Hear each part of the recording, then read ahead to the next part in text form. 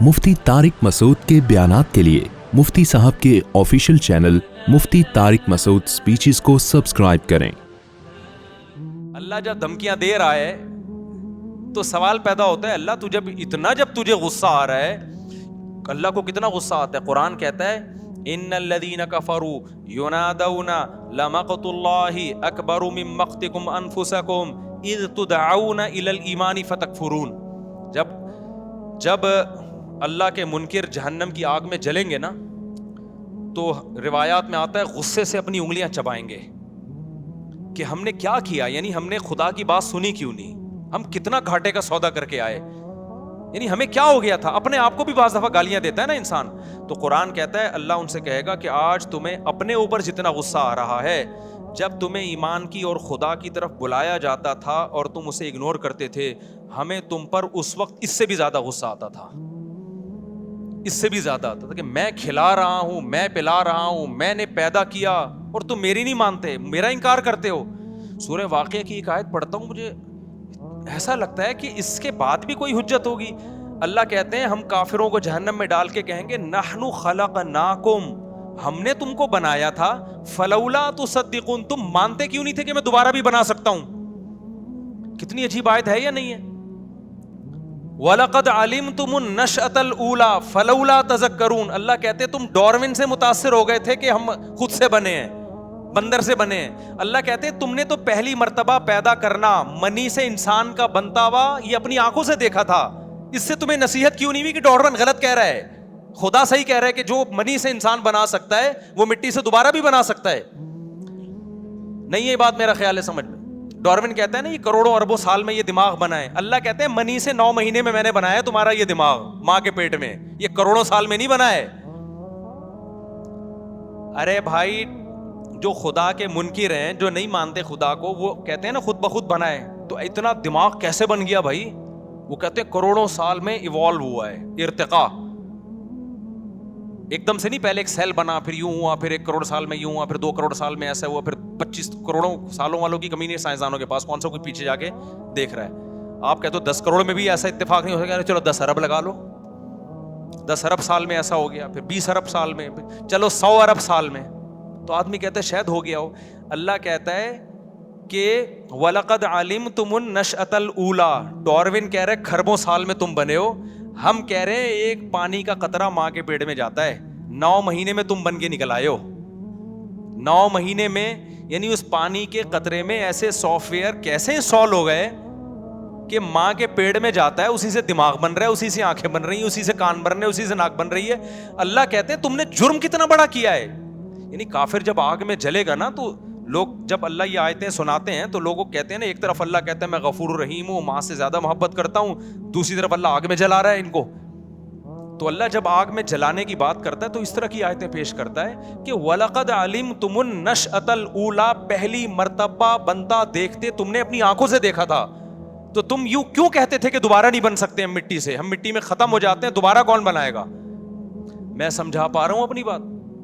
یہ سورہ واقعہ کی بڑی عجیب آیت ہے۔ وَلَقَدْ عَلِمْتُمُ النَّشْأَةَ الْأُولَىٰ، اللہ کہتے ہیں پہلی مرتبہ بنتا ہوا تم نے اپنی آنکھوں سے دیکھا تھا کہ پانی کا ایک قطرہ ماں کے رحم میں جاتا ہے اور کیسے آنکھ ناک کان دل دماغ جگر بن کے 9 مہینے میں باہر، اور ادھر بچہ باہر آیا فوراً ماں کی چھاتیوں میں دودھ بننا شروع، ہر چیز میں ایسی زبردست مینجمنٹ۔ یہ ڈارون نے نہیں بتائی تھی، یہ تم نے اپنی آنکھوں سے دیکھا تھا، یہ تو تم اس کی باتوں میں کیسے آ گئے؟ وَلَقَدْ، اور اللہ نے قد کے ساتھ کہا، تحقیق یہ سب منظر تم اپنی آنکھوں سے دیکھ چکے تھے، پھر تم کیسے کہتے تھے کہ دوبارہ کون بنائے گا ہمیں؟ اللہ کہتے ہیں جس نے پہلی مرتبہ بنایا وہ دوبارہ کیوں نہیں بنا سکتا؟ تو تم اتنے غافل ہو گئے۔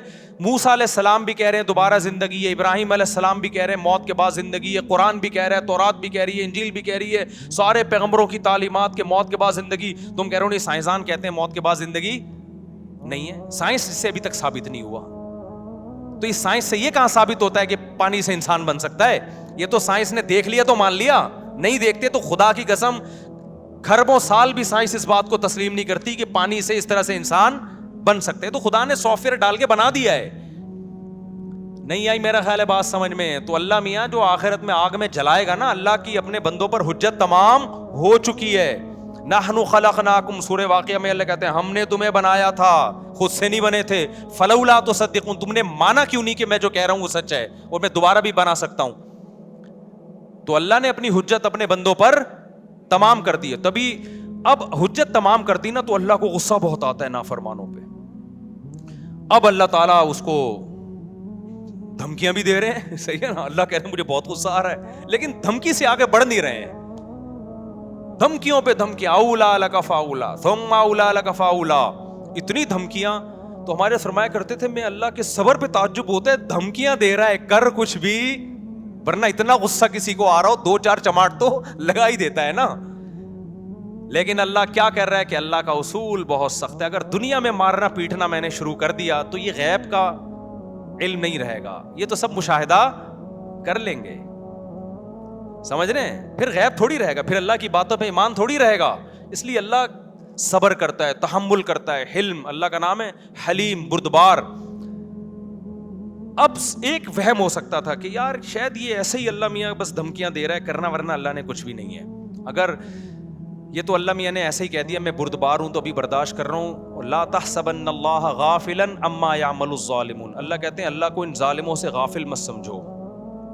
جو میں جو کچھ نہیں کر رہا نا ان کو, یہ کفر کریں, خدا کا انکار کریں, نماز چھوڑیں, زنا کریں, شراب پئیں, کچھ بھی نہیں, سارے کام ہو رہے ہیں کہ نہیں ہو رہے. مشرکین یہی تو کہتے تھے بھائی ہمیں تو کوئی عذاب نہیں آتا. تو اللہ نے کیا کہا کہ اللہ کو ان ظالموں سے غافل مت سمجھو. انما یؤخرهم لیوم تشخص فیہ الابصار, ہم ایک دن کے لیے ان کو ٹائم دیا ہوا ہے. ایک حساب و کتاب کا ایک دن اگر نہ ہوتا تو دنیا میں سزا مل جاتی, لیکن ایک ٹائم ہے. ایگزامینیشن ہال میں رزلٹ اناؤنس نہیں ہوتا, رزلٹ کے اناؤنسمنٹ کے لیے ایک الگ سے ٹائم ہوتا ہے. تو اللہ کہتے ہیں تمہارے دنیا میں جب ہوتا ہے تو ہمارے یہاں کیوں نہیں, ایگزامینیشن ہال میں تھوڑی سزا ملتی ہے. اب اللہ تعالیٰ ان آیتوں میں کیا کہتے ہیں اتنی دھمکیاں دینے کے بعد, اللہ کہتے ہیں یہ جو تیرے دل میں وسوسہ آ رہا ہے نا کہ میں صرف دھمکیاں ہی دے رہا ہوں, کرنا میں نے کچھ بھی نہیں ہے, تو اس کی دلیل آگے اللہ نے دی. ایحسب الانسان ان یترک سدی, اللہ نے 4 دھمکیاں دی نا سورہ قیامہ میں. اولا لک فاولا, اللہ کہہ رہے ہیں تباہ ہو جا تو, پھر کہہ رہے ہیں تباہ ہو جا, پھر کہہ رہے ہیں تباہ ہو جا, پھر کہہ رہے ہیں تباہ. جو صدقہ نہیں کرتا نماز نہیں پڑھتا اس کو کہہ رہے ہیں اللہ.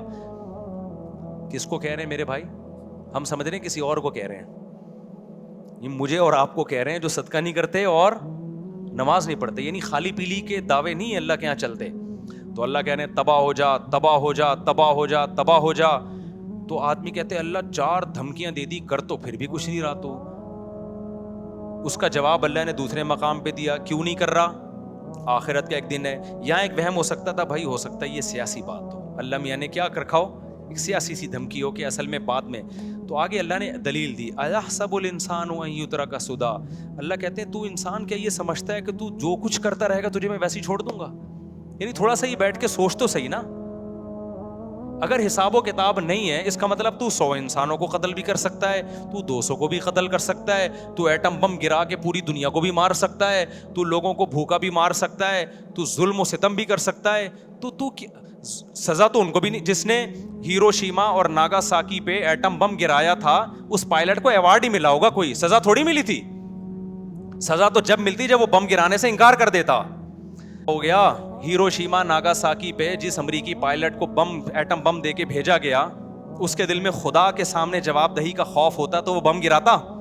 تو کہتا ہے یار ہمارے آپس کے سیاسی اختلاف ہیں امریکہ اور جاپان کے, اس کی وجہ سے میں لاکھوں لوگوں کو لقمہ اجل کیسے بنا دوں بھائی, کر سکتا تھا وہ. لیکن اگر وہ انکار کرتا اپنے آفیسر کی بات ماننے سے, دنیا میں کامیاب ہوتا یا ناکام ہو جاتا, نہ کورٹ مارشل ہوتا اس کا. اس نے آفیسر کی بات مانی, حکومت کی بات مانی, لاکھوں انسانوں کو لقمہ اجل بنا دیا اس نے.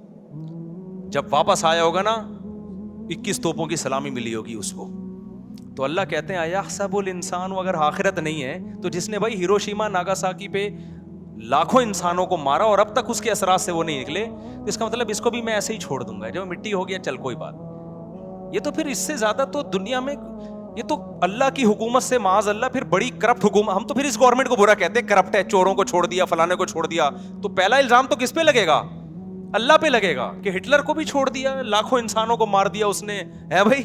فرعون کو بھی چھوڑ دیا, ہزاروں بنی اسرائیل کے بچوں کو قتل کر دیا, بہنوں کی وراثت ایک شخص کھا رہا ہے, یتیموں کا مال کھا رہا ہے, جھوٹ بول بول کے لوگوں سے ووٹ لے رہا ہے, تو پھر تو اللہ کہتے ہیں یہ تمہاری کھوپڑی کیسے اس بات کو مان لیتی ہے؟ آیا سب الانسان وہیں اترا کا سودا, انسان یہ سمجھتا ہے ایسے ہی چھوڑ دوں گا میں.